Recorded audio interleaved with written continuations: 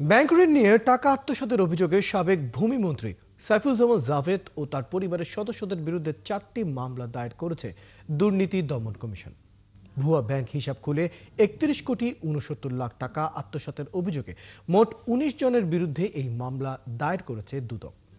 চট্টগ্রামের দুদক এই মামলাগুলো দায়ের করে। মঙ্গলবার দুপুরে দুদকের নিয়মিত ব্রিফিংয়ে এই তথ্য জানান মহাপরিচালক আক্তার হোসেন। তিনি বলেন, 4টি মামলার দুটিতে সাইফুজ্জামান চৌধুরী ও তার স্ত্রী ইউসিবিএল ব্যাংকের সাবেক চেয়ারম্যান রুকমিলা জামালকে আসামি করা হয়েছে।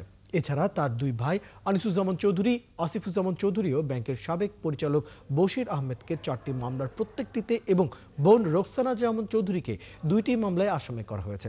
ব্রিফিংয়ে আরও 4টি প্রতিষ্ঠানের বিরুদ্ধে মালয়েশিয়ায় পাঠানো শ্রমিকদের কাছ থেকে 310,93,00,000 টাকা আত্মসাতের অভিযোগে মামলা দায়েরের কথাও জানান দুদক মহাপরিচালক।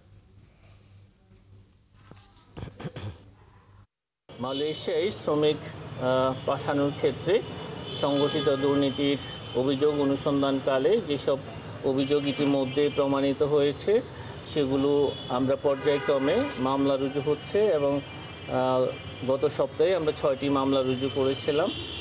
আজকে আমরা আরও 4টি মামলা রুজু করতে যাচ্ছি, যেগুলি ইতিমধ্যে কমিশন কর্তৃক সিদ্ধান্ত গৃহীত হয়েছে।